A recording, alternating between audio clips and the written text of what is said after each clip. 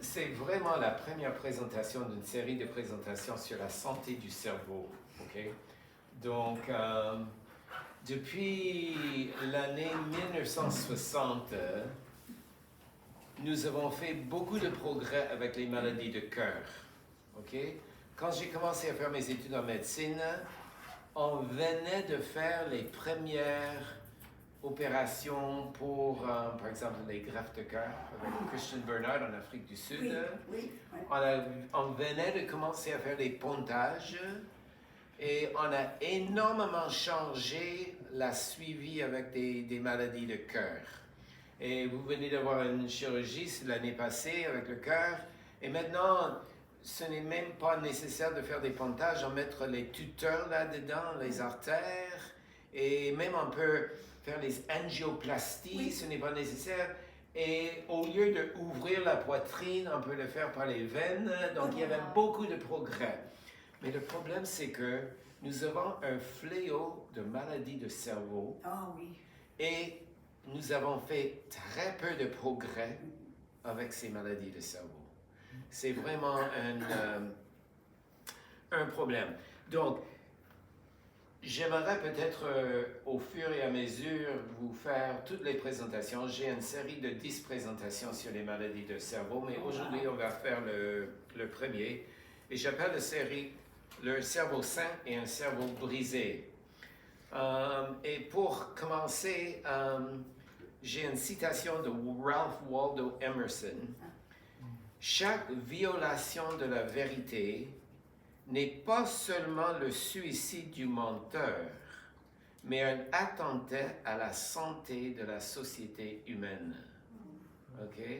Et nous allons, parce qu'avec ce programme, je le divise en deux parties. La première partie est plutôt physiologique, mais ensuite il y a une application spirituelle à la fin. OK? Donc, OK, je vais essayer si je vais avancer ici. Comme cela, ça va aller. OK, oui, ça va venir. OK.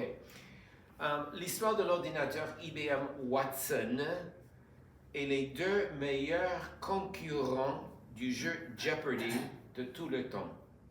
Février 2011, Watson, le super ordinateur de IBM, s'est mesuré contre Ken Jennings, qui est maintenant le chef de Jeopardy, et Brad Rutter, les deux meilleurs gagnants de Jeopardy depuis le début du jeu. Qui allait gagner? L'ordinateur ou les deux? Après 3 matchs, Watson a vaincu sa compétition humaine. Pourquoi? Watson s'est composé de 90 serveurs IBM Power 750 avec un poids de 5000 kg. Situé dans une pièce de 3 mètres de large par 4 mètres. Watson avait 2800 processeurs Power 7. Chaque processeur se compose de 8 mémoires centrales avec 1,2 milliard de transistors et 16 téraoctets de RAM traitant 500 gigaoctets d'informations par seconde. Oui, c'est ça, OK? Au contraire, le cerveau humain pèse 1,2 kg. Et il est situé dans le crâne humain. Le cerveau humain, en revanche, pèse le cerveau se compose de 100 milliards de cellules nerveuses et 1 billion de cellules de support. Chaque cellule nerveuse peut avoir 10 000 connexions avec d'autres cellules nerveuses qui rendent le cerveau très connecté. Le cerveau humain peut garder 1,27 téraoctets d'informations et Watson peut garder seulement 1 téraoctet d'informations. Donc, c'est 1,25 téraoctets et l'ordinateur, c'est un seul. Donc, le cerveau humain est beaucoup plus capable que cet ordinateur. Le cerveau humain peut fonctionner à 100 teraflops ou 100 billions d'opérations par seconde et Watson peut fonctionner avec 80 teraflops par seconde. Donc, le cerveau humain est beaucoup plus efficace avec la vitesse aussi. Le cerveau humain fonctionne avec une vitesse supérieure et il a une mémoire supérieure. Il est très portable parce que nous pouvons la déplacer avec nous. Et Watson, on ne peut pas le transporter, OK? Le cerveau peut se changer en réponse à des situations nouvelles et il peut apprendre, mais Watson ne peut pas. Le cerveau humain peut se réparer et Watson ne peut pas. Alors, pourquoi est-ce que Watson a gagné la compétition? Ceux qui participent à Jeopardy, ils savent que le gagnant est celui qui peut pousser le bouton le plus rapidement. Donc, c'est le pouce le plus rapide et pas le cerveau le plus intelligent qui va gagner. Et l'ordinateur avait une clé électromagnétique qui pouvait pousser le bouton très très rapidement. Et c'est pourquoi Watson a gagné la compétition après 3 essais. Donc, les faits concernant le cerveau humain. Le cerveau pèse entre 1,2 et 1,5 kg. Le cerveau humain a un volume de 1275 millilitres. Ça va un peu plus qu'un litre. Et le cerveau d'une femme est un volume un peu plus bas que le cerveau de l'homme parce qu'à cause de la taille des sexes. Le cerveau est à peu près 2% du poids de la personne. Et comme j'ai dit, il est composé avec entre 85 et 100 milliards de cellules nerveuses qui s'appellent des neurones, la matière grise, et il contient des milliards de fibres, les axones, les dendrites, qui est la matière blanche du cerveau. Et ces neurones sont connectés par des billions de connexions. Donc, ce n'est pas facile de comprendre, et je dois me souvenir de ceci. Donc, voilà Watson. Ça, c'est le pièce qui garde l'ordinateur. Et voici les deux concurrents, avec Watson au milieu. Et donc, on a comparé le cerveau et Watson. Donc, voici l'anatomie du cerveau. Ce n'est pas facile de comprendre la complexité du cerveau humain. Nous savons que le cerveau, c'est le cerveau qui nous rend humains, qui nous donne la capacité pour les arts, le langage, discernement moral, la pensée rationnelle. C'est le cerveau qui est responsable pour la personnalité, les mémoires, les mouvements et comment nous faisons la connaissance du monde. Tout cela vient d'une masse de gras et de protéines, comme j'ai dit, qui pèse à peu près 1,5 kg.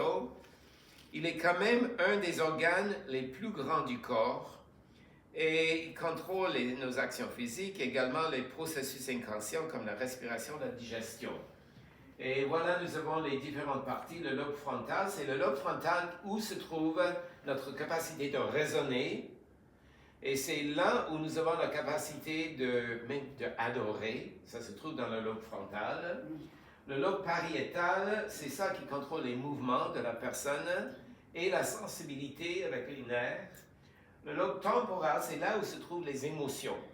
Et nous allons voir pendant cette série qu'il y a toujours une lutte de contrôle entre le lobe frontal, préfrontal même, et le lobe temporel avec les émotions qui s'appelle l'amygdale. OK? Ce n'est pas les amygdales dans la gorge, mais les amygdales dans le cerveau. Donc, c'est très important de comprendre cela parce que souvent, nous sommes gérés par nos émotions, OK? Et c'est dans le lobe temporel qui se trouve la capacité d'avoir la peur. OK? Et c'est dans le lobe frontal, préfrontal, même la partie antérieure de la lobe frontale, où se trouve la capacité de aimer. OK? Donc, il y a toujours une lutte entre l'amour et la peur. Et nous lisons dans le livre de Jean, 1er Jean, 2e Jean, quelque chose comme cela, que l'amour parfait élimine quoi? La peur. OK? Quand Adam et Ève étaient dans le jardin d'Éden et ils ont cru les mensonges de Satan, qu'est-ce qui est la première chose qui est arrivée?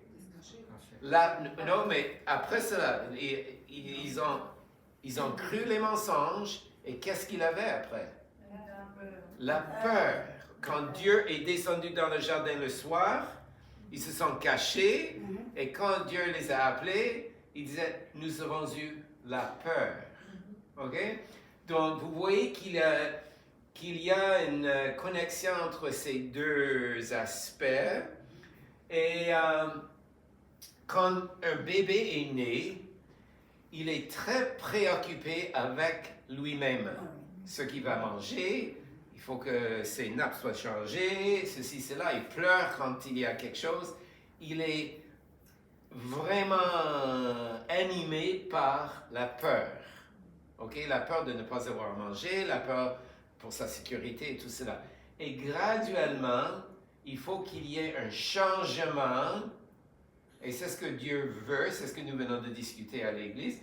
Il veut que nous soyons motivés, dirigés par l'amour, l'autre endroit. Donc, nous allons voir cela dans un peu. Donc, le cerveau se comprend de deux parties ou hémisphères. Chaque hémisphère est divisé en 4 régions ou lobes. Le lobe frontal, qui se trouve derrière le front, s'occupe de la parole, la pensée, l'apprentissage et certaines émotions. Le lobe pariétal s'occupe de la touche, le mouvement, la température, la douleur. Et en arrière se trouvent les lobes occipitaux. C'est là où se trouve la balance et la vision est là aussi. La deuxième partie du cerveau en masse est le cervelet qui est en dessous. C'est là qui s'occupe de la balance aussi. C'est là qui est très important pour la balance et les mouvements.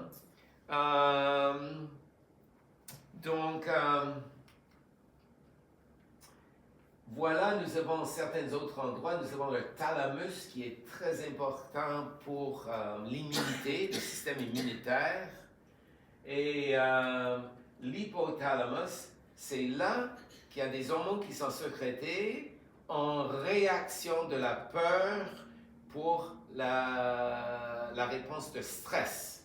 Et ça, c'est une autre chose que nous allons discuter. Cervelet en arrière.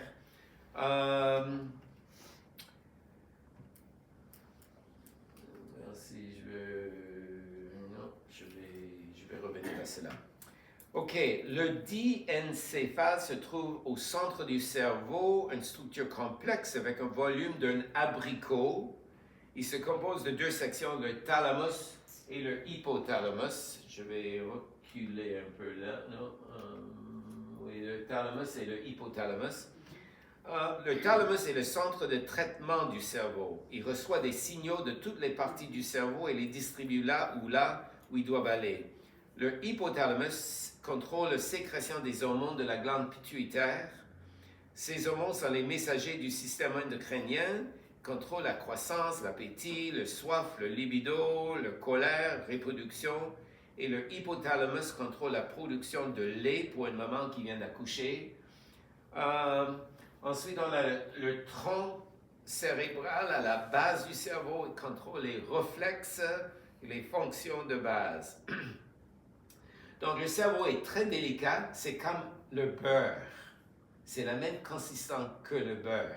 C'est pourquoi si vous frappez la tête, vous pouvez faire des dégâts au cerveau parce que c'est très, très mou. C'est comme le beurre. Donc, c'est pourquoi il y a la protection de la crâne qui est assez solide.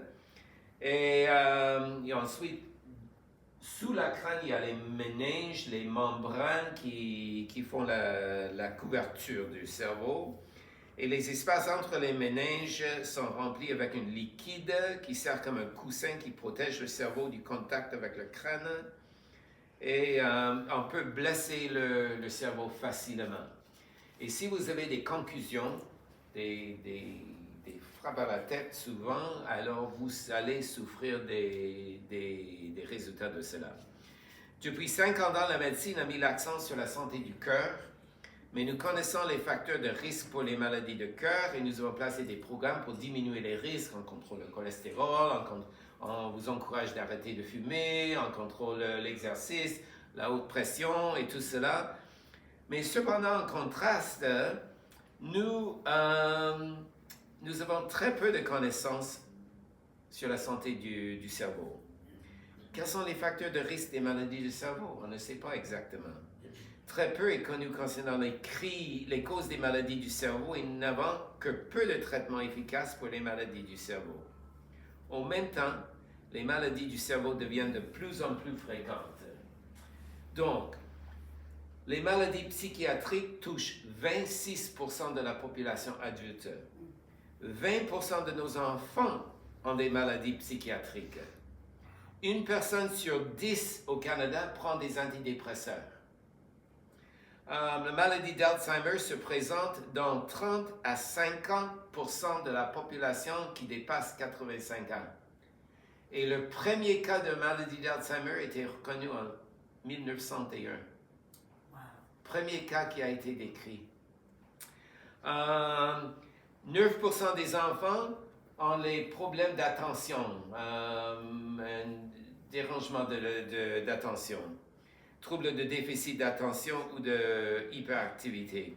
L'autisme a augmenté à 11% des enfants dans les 10 ans dernières, de 3 sur 10 000 personnes à 1 dans 166 enfants. OK?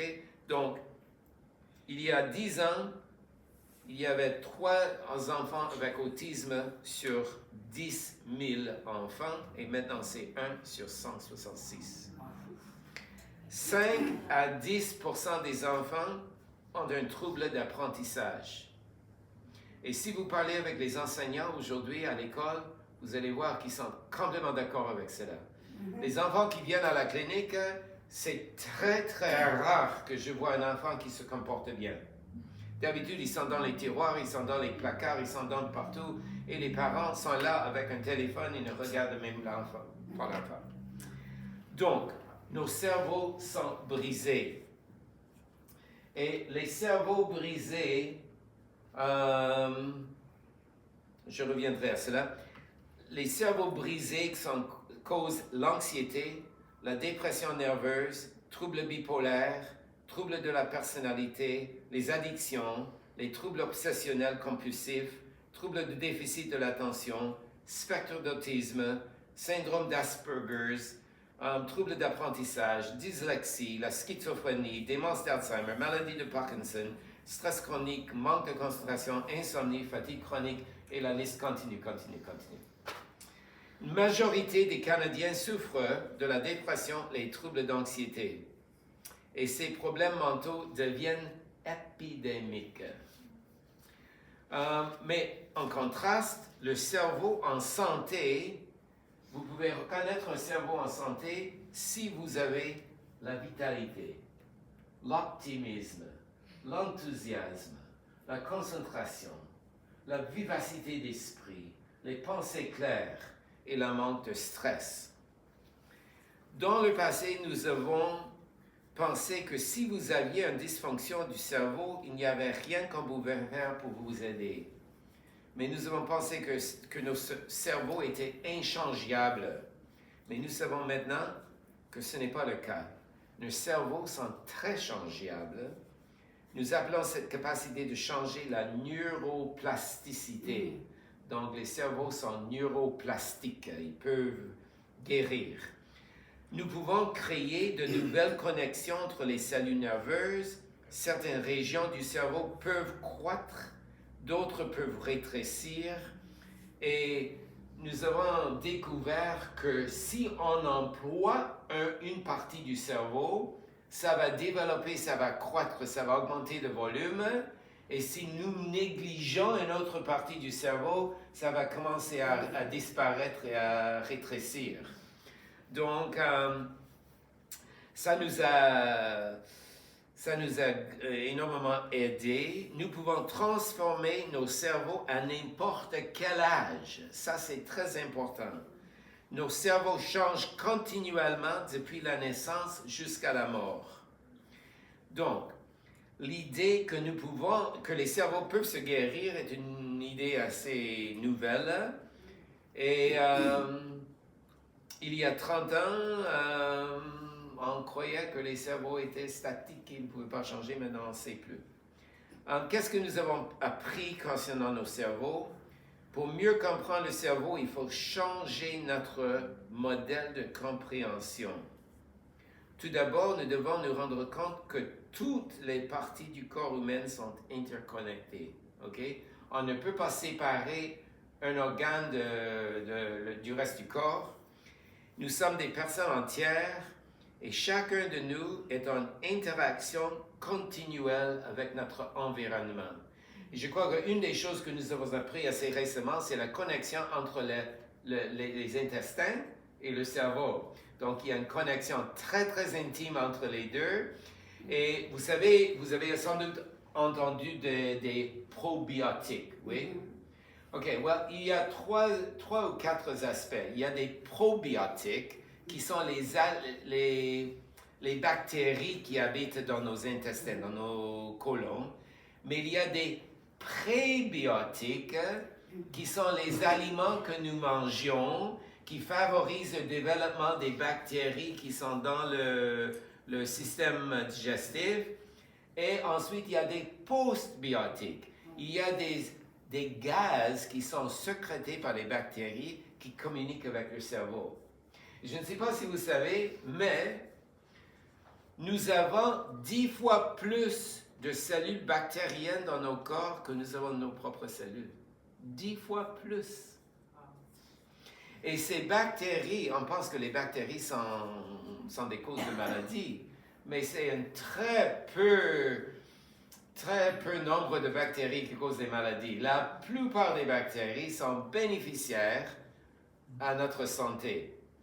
Et, par exemple, pour les prébiotiques, nous avons maintenant la suggestion que nous devons, chaque semaine, manger 40 produits végétaux différents. Chaque semaine. Donc, comptez les différents. Ça peut inclure les fruits, les légumes, les graines, les herbes, les épices. Mais essayez de compter combien vous avez dans votre diète, OK? Les premières 25 sont faciles. Mais ensuite, les derniers 15 sont beaucoup plus difficiles. Donc, il faut avoir une variété de plantes dans la diète. Et c'est ça qui sont les prébiotiques qui favorisent les probiotiques et les postbiotiques. La plupart de notre système immunitaire se trouve dans nos intestins. Le contrôle du sucre pour le diabète se trouve dans notre voie digestive. Donc, nous commençons à prendre ça. La plupart des personnes, ils mangent peut-être 3 ou 4 plantes différentes par semaine. Il y a la laitue, la tomate, les oignons sur un hamburger. Il y a le blé dans le pain. Et la plupart des jeunes, ils enlèvent les tomates, ils enlèvent la laitue, ils enlèvent les oignons et ils jettent dans la poubelle et ils mangent leur hamburger, OK? Nous avons des amis qui disent est-ce que vous mangez des légumes? Oh oui, je mange des légumes. Well, quels sont les légumes que vous mangez? Well, j'aime le maïs. Non, ce n'est pas un légume, c'est une graine. Oh.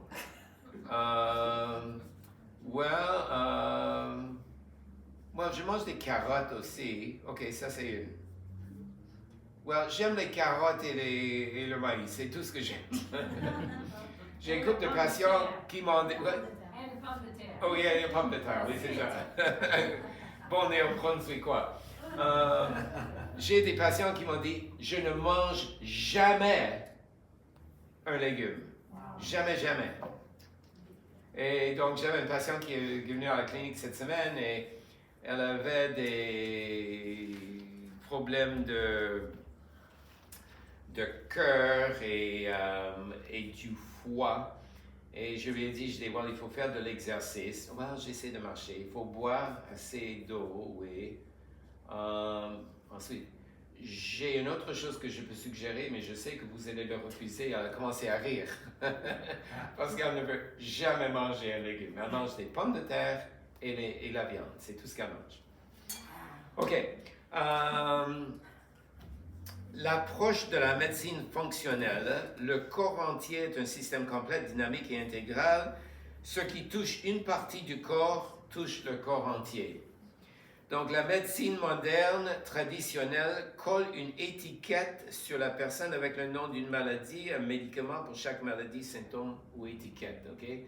Et Sir William Osler, qui était le père de la médecine moderne, qui venait de Montréal, il a dit, quand j'ai commencé à faire la médecine, j'avais 100 médicaments pour traiter chaque maladie.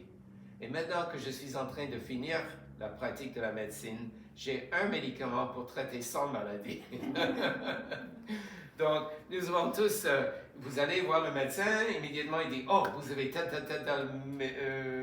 maladie, et voici le traitement, et c'est toujours un médicament. OK? Au lieu de voir comment le corps fonctionne.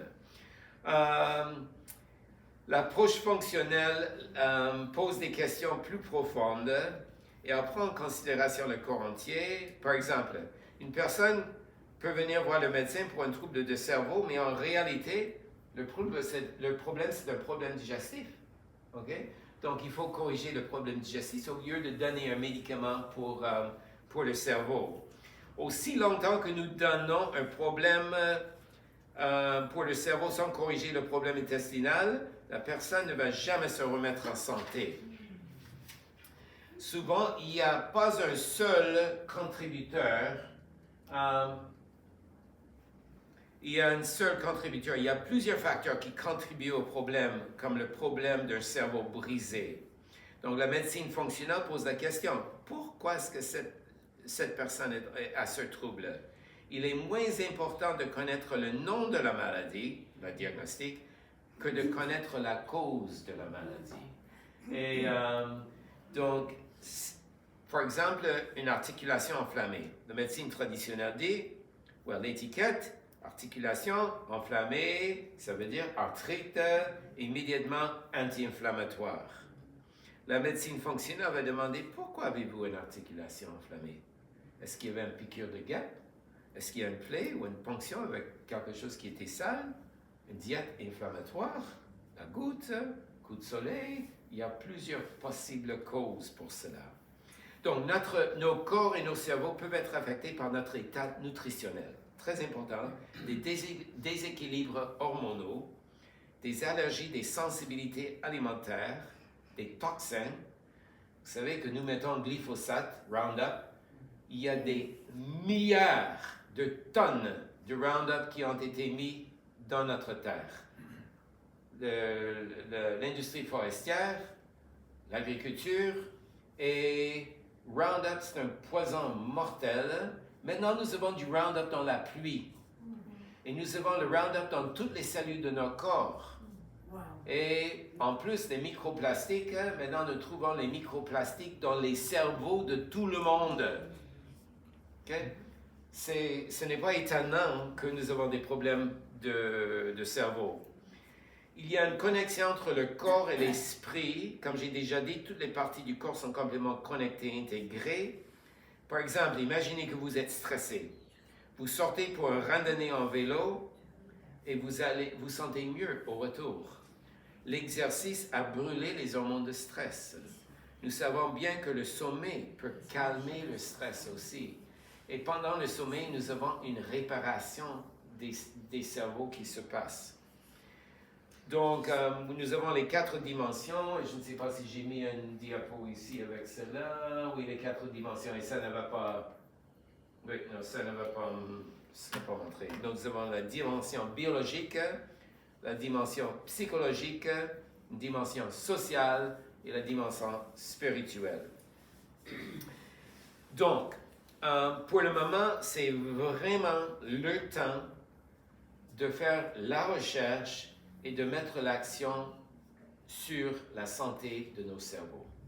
Et c'est ce que nous voulons faire. Mais en plus, maintenant je vais changer un tout petit peu.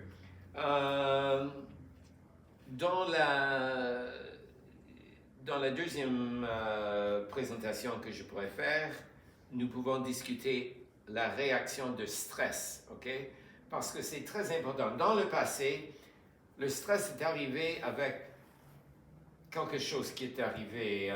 Par exemple, on va à la porte la nuit et il y a quelqu'un qui est masqué là-bas avec un fusil et immédiatement il y a une réaction qui commence à développer dans nos corps, système, et c'est de nous préparer de se battre ou de prendre fuite.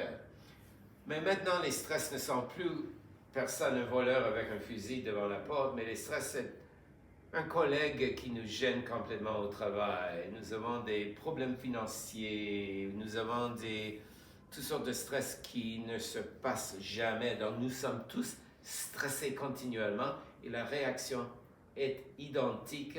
Et avec ces hormones de stress qui sont sécrétées continuellement, il y a une fatigue et une dégénération du cerveau.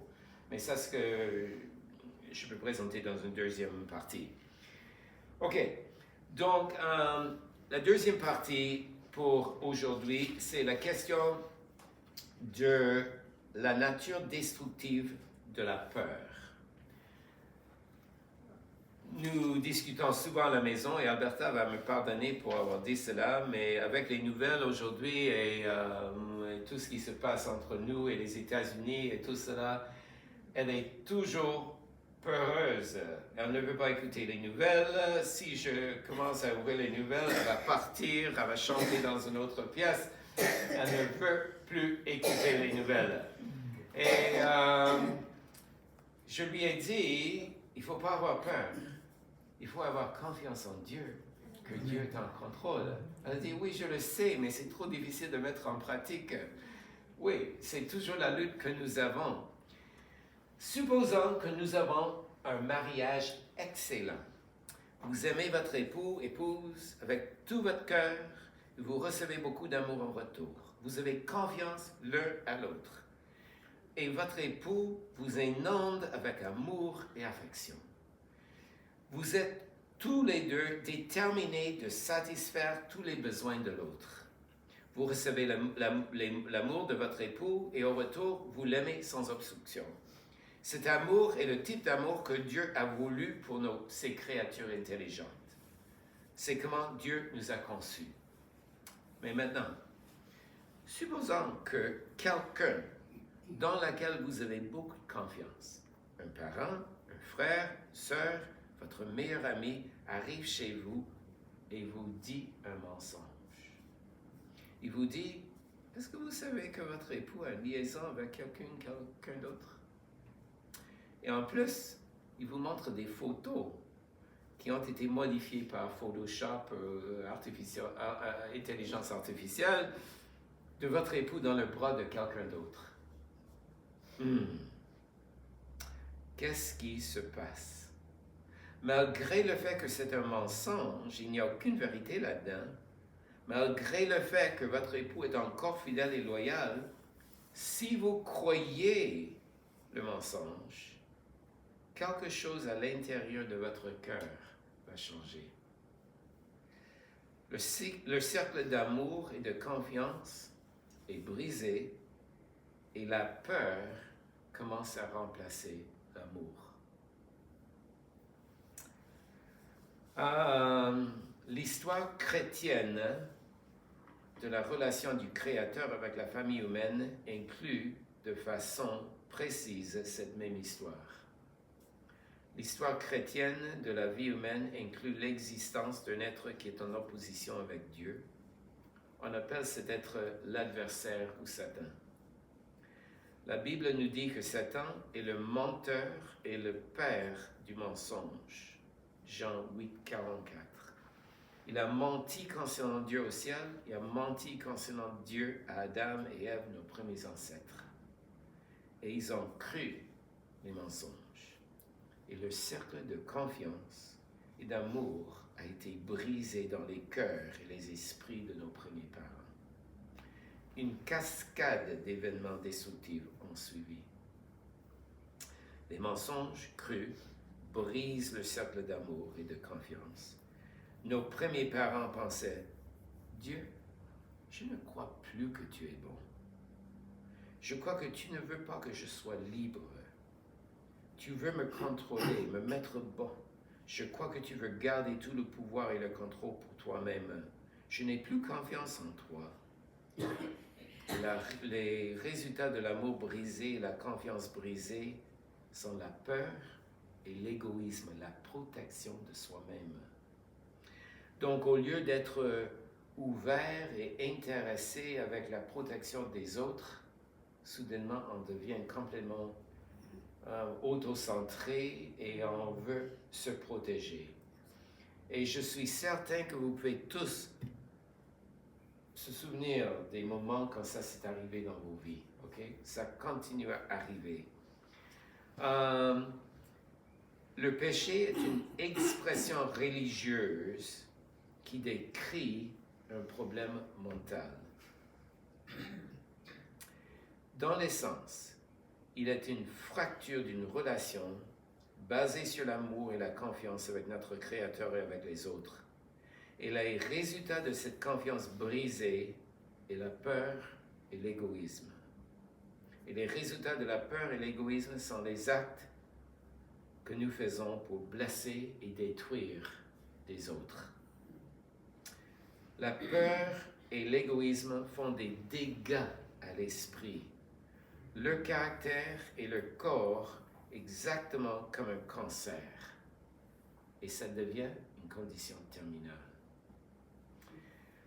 Les Écritures chrétiennes nous disent en Romains 6, 23, le salaire que paie le péché, c'est la mort. Okay? Ce n'est pas une punition de Dieu, c'est simplement les résultats de l'égoïsme. Donc, si vous, dans les cellules du corps, chaque cellule dans le corps contribue au bien-être de tout l'organisme. Okay? La glande thyroïde produit la lévothyroxine qui contrôle le métabolisme du corps. Et si on n'a pas assez de lévothyroxine, l'hormone de la glande thyroïde, alors à ce moment-là, le corps ne va pas bien. Si par exemple, vous aviez une cellule qui décidait, au lieu de contribuer pour le bien-être de tout le corps, il allait chercher des choses et accumuler des choses pour elle-même. On appelle cela un cancer. Et le cercle de soutien pour le bien-être de tout est brisé. Et les résultats du cancer, c'est la mort des cellules et de l'organisme. Et effectivement, l'égoïsme et la peur font exactement la même chose dans nos corps. Exactement la même chose. Nous avons plusieurs exemples dans le monde autour de nous. Par exemple, nous avons le cycle hydrologique. La pluie tombe, il remplit les lacs, les rivières. Ensuite, les rivières vont à la mer. À la mer, il y a une autre évaporation. Ça approvisionne les nuages viennent et ça continue comme cela. Si ce cycle est brisé, qu'est-ce qui arrive? La sécheresse. Et quel est le résultat de la sécheresse? La mort. La famine et finalement la mort. Et nous avons cela en Afrique pour le moment, c'est à cause de la guerre et la sécheresse aussi. Okay? Nous avons aussi le cycle d'électricité. Okay? Donc, il faut qu'il y ait un circuit. Et si le circuit est rompu, alors il y a une panne de courant. Une panne de courant au milieu de l'hiver. On a le froid dans la maison. On ne peut pas fonctionner dans la maison. Et finalement, si ce n'est pas encouragé, c'est la mort. Donc, c'est exactement la même chose. Tous ces exemples décrivent les lois de conception par lesquelles l'univers fonctionne. Ce sont des lois de conception du Créateur. Et une fois qu'Adam et Ève ont cru les mensonges du serpent, l'ennemi du Créateur, le cercle d'amour et de confiance a été brisé dans leur cœur, dans leur esprit. En croyant les mensonges de Satan concernant le caractère de Dieu, ils n'ont plus eu confiance en lui. De la perspective de la neuroscience, le cortex préfrontal, au lieu d'être rempli avec un amour parfait, a activé le centre de la peur dans l'amygdale, dans le lobe temporel, qui a envoyé un message à l'hypothalamus que la personne est en danger. L'hypothalamus demande à la glande pituitaire de sécréter les hormones pour envoyer les messages au corps que le corps est en danger extrême. Les hormones de stress sont sécrétées et les résultats sont l'anxiété, l'insécurité, le désir de se protéger et la peur. Ils ont cousu des tabliers de feuilles de figue pour se protéger quand Dieu est arrivé les voir le soir. Et les Écritures disent qu'il avait peur et ils se sont cachés. Le centre de peur, qui était à ce moment en suractivité et dérégulation, a altéré le jugement. Ils n'ont pas pu penser clairement. Ils n'ont pas pu prendre de bonnes décisions. Ils ont pris la décision dans leurs mains. Ils n'ont pas seulement mangé le fruit pour se faire exalter, mais ont essayé de réparer la situation en se protégeant en faisant des couvertures protectives de feuilles. Leur attention s'est tournée vers eux-mêmes et maintenant ils sont préoccupés avec leur survie. Ils se sont fixés sur leur protection. Ève croyait les mensonges du serpent et a commencé à avoir peur de Dieu. Adam avait peur qu'il allait perdre Ève. Et dans ces deux cas, l'amour a été brisé par un mensonge cru et le cerveau qui a été conçu par Dieu à croître et à réarranger lui-même suivant les pensées de nos esprits commence à se dégénérer. Le cortex préfrontal a perdu son contrôle prééminent et le centre de la peur est devenu enflammé. L'amour a été supprimé et la peur est devenue la force primordiale dans l'humanité depuis ce moment-là. Incroyable. Et le cerveau commence à détériorer. En Romains 8, 5 à 8, il dit, « En effet, ceux qui vivent selon leur propre nature se préoccupent de ses désirs.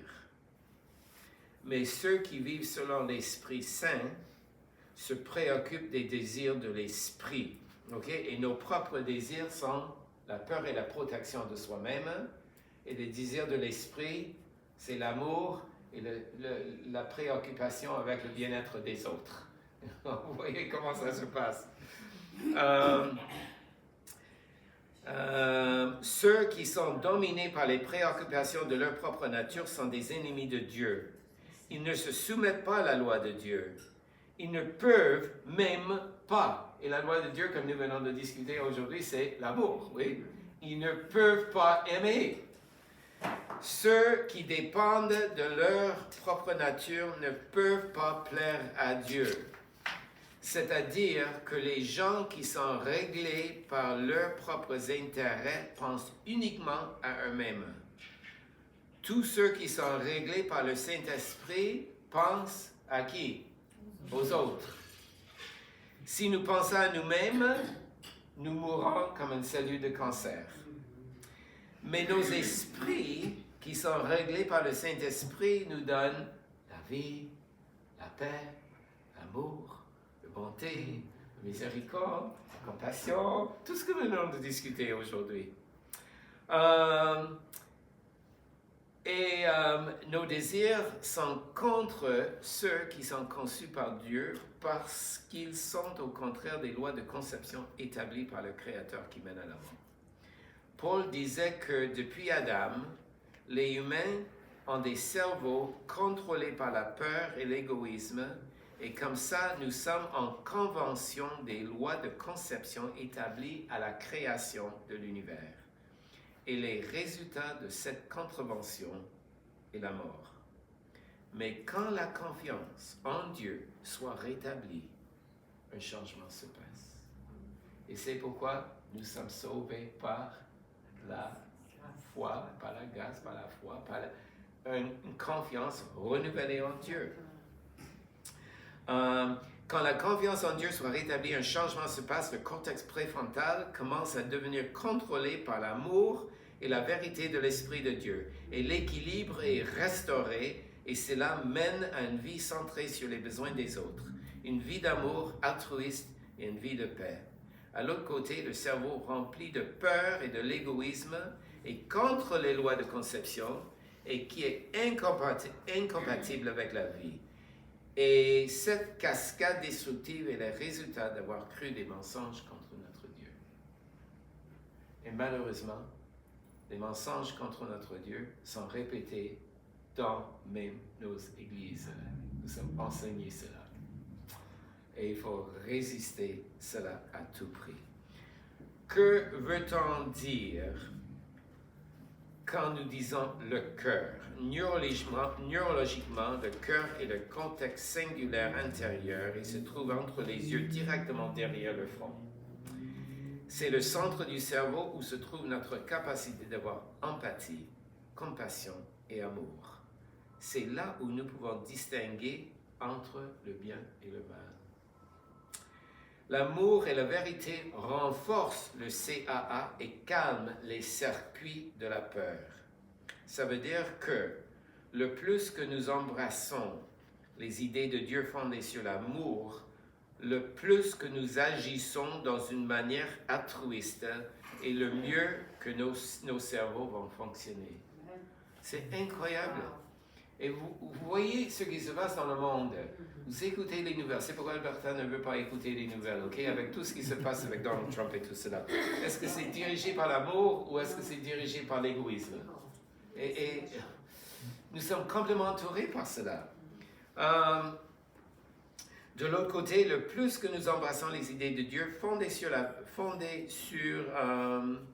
l'amour, juste une minute, j'ai perdu mon père.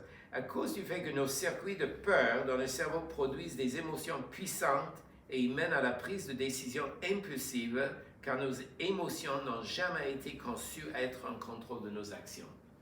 Donc, avec la survie des personnes, ok? Donc, j'ai fait beaucoup d'études avec la survie de personnes qui sont dans toutes sortes de situations difficiles, ok?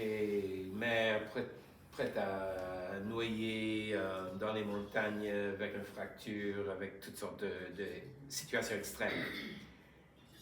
Et immédiatement, il y a une incroyable activité de l'amygdale avec la peur. On a peur qu'on va mourir. Ceux qui survivent sont ceux qui peuvent contrôler la peur et prendre des décisions rationnelles basées sur le front préfrontal. Ceux qui ne survivent pas sont ceux qui restent contrôlés par la peur. Donc, il faut que nous apprenions comment maîtriser l'amygdale et maîtriser la peur et de penser clairement et employer notre cortex préfrontal avec la prise de décision. Quand vous avez le plaisir d'une relation d'amour, quand vous voyez un coucher de soleil formidable, quand vous avez un autre émotionnel après avoir couru 5 km, vous sentez l'activation de la région émotionnelle du cerveau dans une manière conçue par Dieu pour nous-mêmes. Le problème est quand nos émotions contrôlent notre CAA et empêchent un bon jugement. Nous employons nos énergies à satisfaire nos désirs égoïstes. C'est le problème avec les décisions basées par la peur. Les circuits d'émotions dominent et l'égoïsme nous domine au lieu de l'amour. Nos actes de complaisance provoquent des dégâts supplémentaires au cerveau et à nos corps et avec notre caractère et avec nos relations interpersonnelles et le résultat ultime, c'est la mort. Nous sommes nés infectés par la peur et l'égoïsme et notre entier est affecté. nos cerveaux sont déséquilibrés et les circuits de peur sont trop développés et nos circuits d'amour sont trop peu développés. Nous ne fonctionnons pas selon la loi de conception dans laquelle nous avons été créés. Sans une intervention divine, notre condition est terminale, car la vie n'est pas compatible qu'avec la loi de l'amour. Un enfant est né de 2 parents VIH. Qu'est-ce que cet enfant a fait pour le mal? Rien. Comme vous et moi, ce n'est pas notre faute que nous sommes nés avec des cerveaux déséquilibrés. Mais comme le bébé, sans un traitement, nous allons mourir. Nous ne sommes pas nés coupables, nous sommes nés terminales. Et je crois que ça, c'est une distinction que nous devons savoir. Parce que l'Église nous enseigne que nous sommes nés coupables. Et parfois, même le salut est parce que Jésus a payé la pénalité de notre culpabilité. Mais nous sommes nés déséquilibrés et terminales. Et Dieu nous offre la vie, et la vie en abondance, ok? La guérison, c'est ce qu'il nous offre. Et quand nous pensons que nous sommes nés coupables et Dieu va nous tuer, est-ce que ça encourage l'amour vers Dieu? Non, pas du tout. Et ça a été, et je crois que nous avons tous été dans une situation avec la peur de notre culpabilité. Je me rappelle, et Claude va se souvenir très très bien de cette histoire. Peut-être vous l'avez déjà entendu, mais il y avait une dame qui était résidente au manoir quand nous avons travaillé ensemble.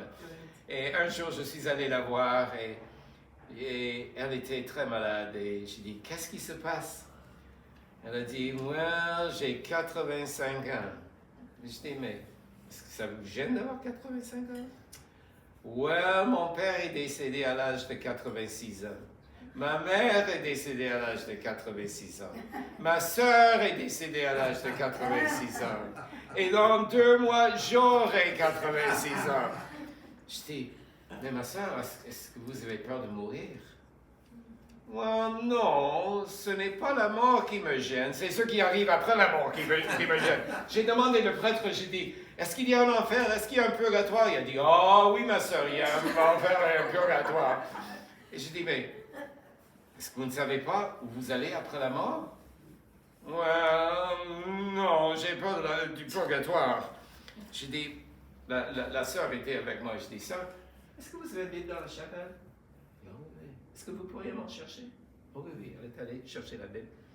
Quand elle est revenue, j'ai lu les assurances de salut à la dame. Et j'ai dit, il faut que tu saches exactement où tu vas à l'âge de 86 ans. Finalement, elle m'a regardé et a dit, tu m'as donné plus d'espoir que tous les prêtres et tous les sœurs de mes 85 ans. Et Claude peut avouer que ça a changé la dame, non? Dorothée, qu'elle s'appelle. Oui. Qu'elle s'appelait Dorothée. Oui. La petite, là. La petite, oui, c'est ça. Et après cela, elle avait un bonheur et une joie dans son visage. Elle ne s'est jamais plainte parce qu'elle avait la confiance. Et donc, la religion peut nous donner la peur, peut faciliter ces mensonges de Satan. Donc, l'humanité a été créée par Dieu pour fonctionner avec une loi d'amour, autre-centrée, qui va vers l'extérieur, qui donne une action bénéfique aux autres. Aussi longtemps qu'Adam et Ève étaient en harmonie parfaite avec la loi d'amour, ils n'allaient pas mourir. Mais péché, ça veut dire se contrevenir à la loi de l'amour. Le péché est la contrevention de la loi de l'amour. Le péché est la brisure de la loi d'amour. Juste comme si on dégorge un animal, il va mourir. Ou si on ferme le courant électrique, les lumières s'éteignent. Si on élève l'argent de la circulation, l'économie est ruinée. Quand la loi de l'amour est brisée, la seule possibilité sans une intervention divine est la ruine et la mort. Quand le péché est pleinement développé, il engendre la mort. Jacques 1,15. Pourquoi? Parce que le cerveau qui est contrôlé par les circuits de la peur est coupé de Dieu, la source de la vie. Seul amour qui vient de Dieu est capable de nous libérer de la peur. L'imagerie du cerveau a démontré que le plus de temps qu'une personne passe en communion avec Dieu d'amour, le plus développé le CCA dans le cerveau. On peut prouver cela avec l'imagerie médicale. Pas seulement cela, la personne a une diminution des hormones de stress, la tension artérielle est plus basse, le pouls est plus lent et on diminue le risque de la mort prématurée. Même dans nos corps mortels et défectueux, l'amour peut guérir.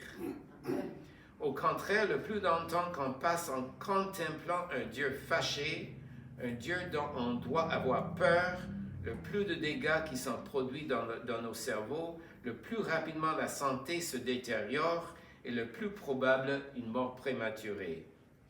Jésus est venu pour que les humains aient la vie et l'aient en abondance. Jean 10. Mais maintenant, quand nous attendons le jour quand la mortalité sera changée en immortalité, la vie abondante est la vie remplie avec amour, et cette vie abondante peut venir uniquement quand nous échangeons nos idées déformées que nous avons été enseignées concernant notre Dieu avec la vérité. On permet l'amour de Dieu de passer à travers nous envers les autres. Et dans le contexte préfrontal en santé, où nous comprenons la vérité, nous pourrions goûter l'amour de Dieu et nous pourrions aimer dans une manière altruiste les autres autour de nous. Donc c'est biologique, ce n'est pas simplement une idée spirituelle, c'est biologique. Donc, et je continuais dans mon imagination. Ce jour, j'ai vu l'événement tragique quand les mensonges concernant notre Dieu ont été crus et à la porte de la déluge, de la ruine et la mort s'est ouvert. Le cercle d'altruisme, le principe de bonté autre-centrée n'est plus la règle de la vie sur cette planète. Quand Adam et Ève ont cru les mensonges concernant notre Dieu et le cercle d'amour et la confiance a été brisé, son règne d'amour a été changé un règne de peur et d'égoïsme, et la nature suivait. Conduire pour survivre, tuer ou être tué. Le principe antagoniste de Satan de moi d'abord a infecté le monde entier. Les multitudes au ciel ont pleuré quand ils ont vu cela développer. La terre commence à changer. Les fleurs sont mortes et tombées. Les fées ont changé de couleur et elles sont tombées. La pourriture s'est émergée. Les animaux commencent à attaquer les autres. Les forts se sont pris aux faibles. Les épines, les mauvaises herbes sont arrivées. Frère s'est tourné contre frère quand la jalousie, la colère, la haine ont effacé l'amour de leur cœur. Et Dieu commençait à avoir la peine. Et la nature gémissait. L'infection s'est répandue partout dans le monde. Donc, il y a des choses que nous pouvons faire pour améliorer la santé de nos cerveaux. Et la prochaine visite, on va continuer avec cela. Avez-vous des questions concernant le cerveau? Oui. 4 points. Oui. Les élèves me brûlaient pour me poser la question au début, mais je n'ai pas fait. Ça va, vous pouvez. La première, je vous dis merci beaucoup pour ce exposé-là. C'est vraiment excellent. Je ne peux pas attendre pour la prochaine. Le deuxième, c'est le front lobe. C'est-tu là qui est le freedom of choice? Oui, c'est là qu'il se trouve la capacité de choisir. Oui à Dieu, oui. qu'on se tourne vers lui, qu'on se détourne. Oui. Troisième point, la belle description que vous avez faite par rapport à comparer le Watson et les cerveaux humains. Le cerveau humain, on a toujours compris qu'il y avait juste 1/10 du cerveau qu'on se sert. Probablement, oui. Dans votre comparaison, est-ce que c'est le 100% du cerveau qui est capable comme ça? Le 100% Ou est si capable c'est comme un cela. que dixième. Nous employons seulement une très petite partie de nos cerveaux. Oui, c'est Est-ce ça. qu'on avait tout le cerveau complet, c'est encore plus fort? Exactement. OK. Puis, Et avec l'amour et avec le contrôle du cortex préfrontal, hein, ça facilite le développement de cet autre 90% du cerveau. Wow. OK? Mais c'est contrôlé par l'amygdale et la peur. Le cerveau commence à rétrécir, à devenir malade. Et nous voyons autour de nous des résultats de cela. donc, puis le quatrième, c'est que en dépit de tous les virus, les bactéries, le mauvais, le méchant, l'antidote de Dieu, l'amour, Jésus, est plus fort que tout ça. Exactement. Ça, c'est contagieux. Oui, c'est contagieux. Amen. En fait, on n'a rien à worry, comme ils disent. Dieu Exactement. est en contrôle. Oui. L'amour bannit la peur. L'amour va. Parce que nous avons été créés à fonctionner avec cela, dans l'amour. C'est ça. OK? Et aussitôt que nous avons compris et accepté les mensonges de Satan, la peur est arrivée et nous avons la libération de tous ces hormones de stress et tout cela qui détruit notre cerveau. Et nous avons fait une expérience avec un groupe de sœurs dans un couvent et ils ont donné leur cerveau à la science, OK? Et ces sœurs ont été tous d'âge de 90 ans, 95 ans. Et quand ils sont décédés, ils ont examiné les cerveaux, ils ont vu des évidences de maladie d'Alzheimer et une dégénération assez importante. Mais les sœurs n'ont jamais montré cela dans leur vie parce que ils étaient très, très actifs avec les missions, avec les activités pour les autres. Ils ont prié pour des personnes partout dans le monde et ils faisaient des activités de aider les autres et tout cela. Et malgré la dégénération qui a été vue, ou l'évidence qu'on en pense une dégénération, ils ont pu fonctionner très, très bien. Donc, si nous avons l'amour dans nos cœurs et si nos actions, nos vies sont motivées, sont dirigées, sont contrôlées par l'amour, même si nous vieillissons, nous serons capables de fonctionner au maximum. On ne va pas prévenir la mort de ce monde tout de suite parce que nous sommes dans une situation où tout le monde va mourir. Et c'est la mort éternelle, c'est la mort que Jésus a expérimentée sur la croix. Ça, c'est ce que nous allons éviter. Mais il y a des générations, ok. Oui, j'ai une amie aux États-Unis qui avait été sexuellement abusée par son père pour des années. Alors, elle a fait quelques recherches, je ne sais pas quoi, pour dire que parce qu'elle avait été abusée, elle a hérité la tendance. Alors, elle s'est fait stériliser pour être certaine qu'elle n'avait pas d'enfant, pour ne pas passer cette... Qu'est-ce que vous à la pensez prochaine génération. d'héritage? Um, Mais dans d'autres domaines, ça peut être alcool, ça peut être des drogues, ça peut être la rage, ça peut être... Il y a certaines choses. Par exemple, on a pris des rats et on les a exposés à la menthe, l'odeur de la menthe, et en même temps, ils ont amélioré, ils ont renforcé leur système immunitaire. OK? Donc, chaque fois qu'ils ont senti la menthe, il y avait une hausse de sa fonction immunitaire dans leur corps.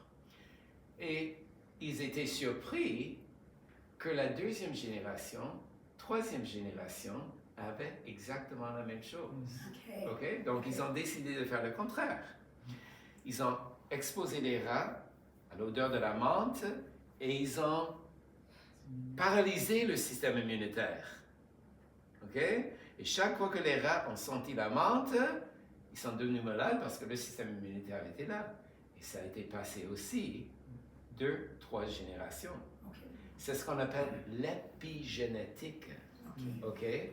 Donc, avec des choses que nous avons expériencées, nous avons vécues pendant notre enfance, pendant nos vies, ça imprime nos cerveaux et notre système, et nous pouvons transmettre cela à une génération, deux générations. C'est pourquoi dans le deuxième commandement en Exode, ça va continuer à la deuxième, troisième Alors, génération.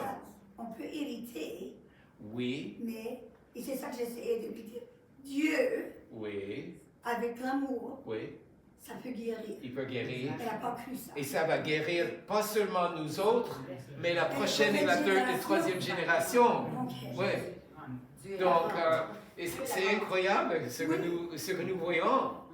Oui. Donc, cette épigénétique est très, très importante. Donc, nous sommes influencés par l'environnement.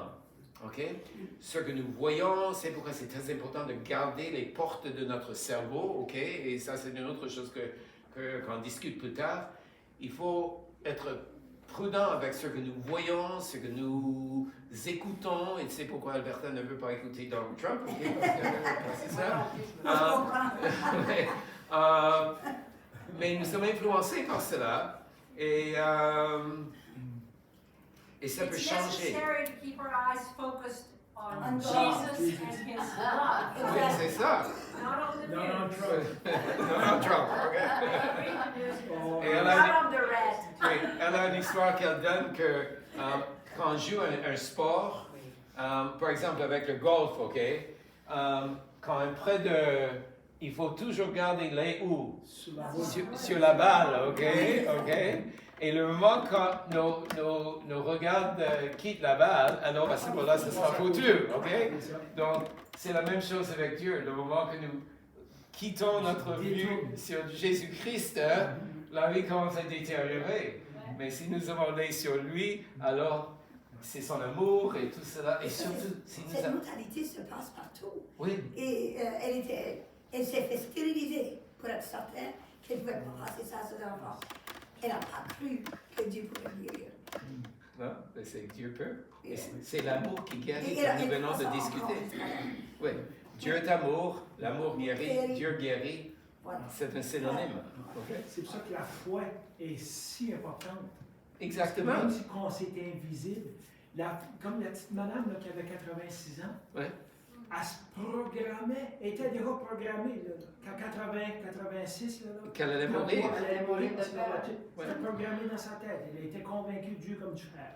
Et donc, quand nous sommes avec nos voisins, nos collègues au travail et tout cela, si nous pouvons partager sans discuter des études bibliques et la religion et tout cela, ok?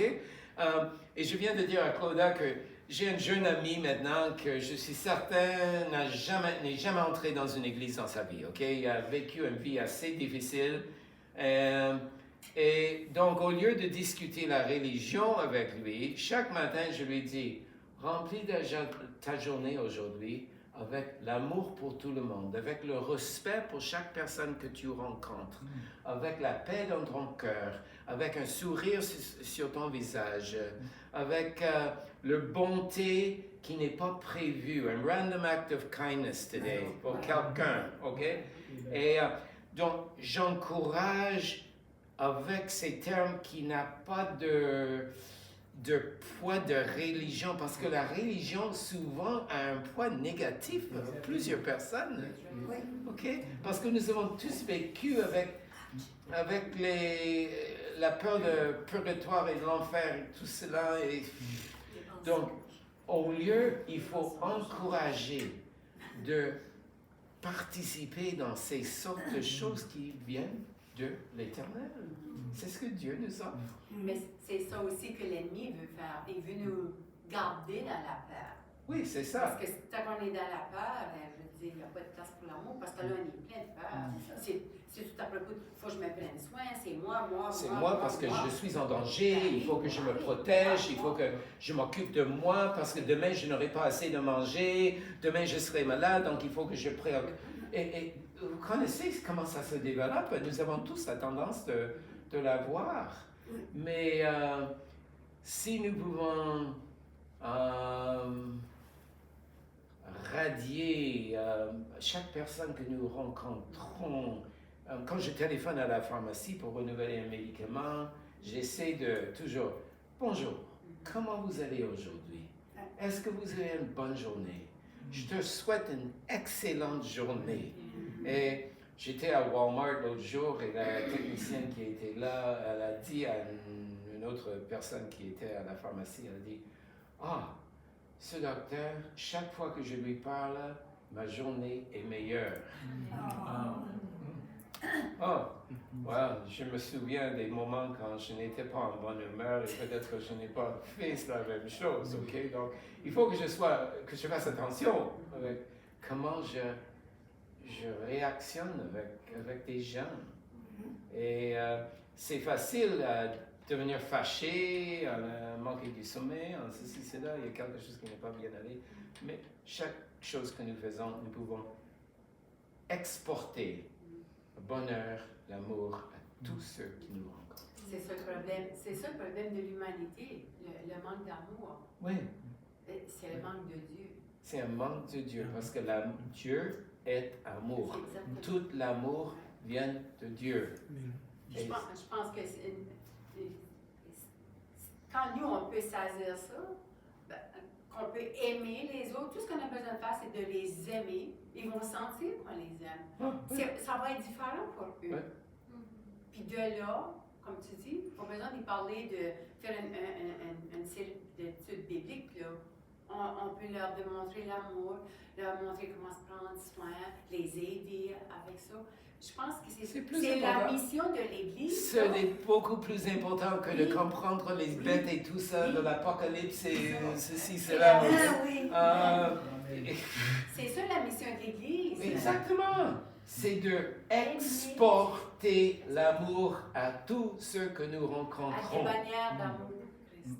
Puis on oublie que la fin du monde, c'est la fin du mal. Exactement.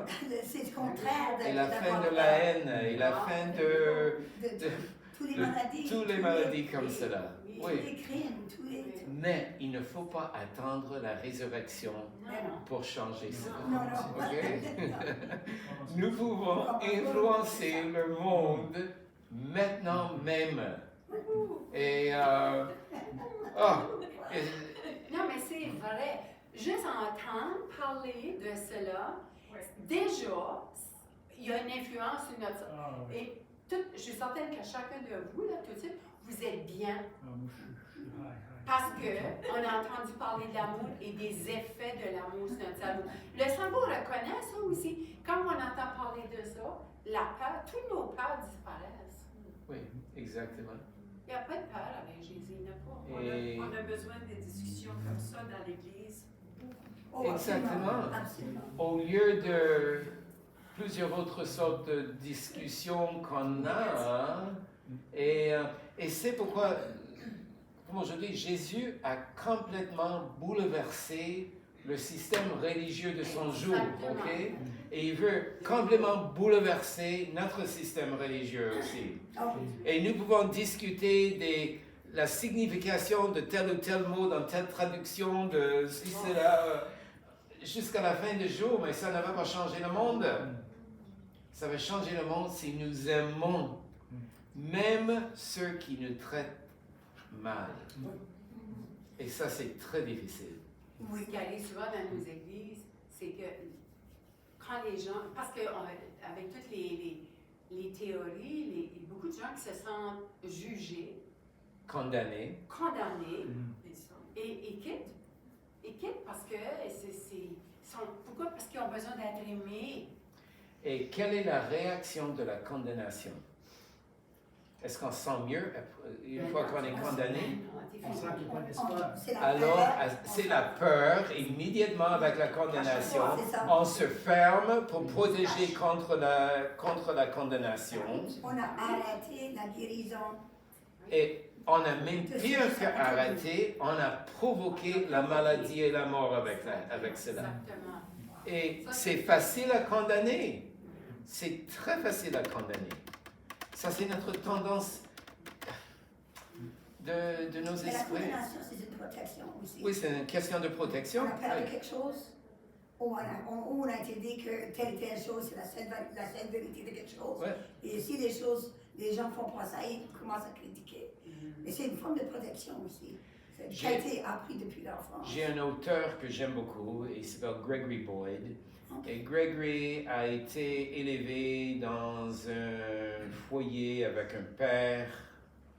La mère était partie, le père était addicté à la pornographie, il était catholique mais catholique en nom seulement, il n'a pas fréquenté l'église que peut-être 2 fois par année. Et ensuite, à l'université, il a été dans un groupe à l'université qui était charismatique, donc il s'est joint à un groupe charismatique et ils l'ont encouragé, priez, ça va changer, ceci va changer, il priait, ses tendances n'ont pas changé. Un jour, il est sorti de l'église et il était fâché avec Dieu, il criait, il dit, Dieu, je n'ai pas demandé d'être né comme cela, j'ai essayé ceci, j'ai essayé cela, ça n'a rien qui change. Tout ce que je reçois de toi, c'est la condamnation pour tout ce que je fais. Et je suis fatigué avec la condamnation. Et il y a un de ses amis qui l'a suivi à la voiture. Il avait peur, il était tellement fâché. Il a pris sa Bible, il l'a mis sur la voiture, il a dit, regardez ce qui est marqué ici, et mis son doigt sur le texte, il a dit, en Jésus-Christ, il n'y a aucune condamnation. Et soudainement, c'était comme un coup de fusil. L'ami a dit, tu as compris ce que tu viens de lire? Il est rentré à la maison complètement changé. Et celui-là est parmi probablement les 5 personnes que je connais à l'extérieur de l'Église adventiste qui comprennent le conflit cosmique. OK? C.S. Lewis, Gregory Boyd, et j'ai eu un livre écrit par une vingtaine de personnes concernant le caractère de Dieu. Et lui a fait 2 chapitres là-dedans aussi. Donc, si vous avez l'occasion de lire Gregory Boyd, il est excellent. Yeah. I just want to say, if you want paradise and heaven to start now, export love. Ouais. Faut The moment you exporter start l'amour. loving and people love you back, Yeah. paradise has So started. much easier Love, to, so heaven much has easier. started. Yes. D'autres questions? On va terminer. Je pense qu'il faut terminer. Oui, il faut parce que terminer, avant oui, qu'il c'est nous ça. jette dehors. OK. Donc, merci beaucoup pour votre attention Merci et à vous. la prochaine fois, on verra notre numéro 2. OK? Oui, parfait. Ça veut dire que la prochaine fois que tu viens, on fait ça aussi? Oui, on peut faire ça là aussi. Wow. Yes.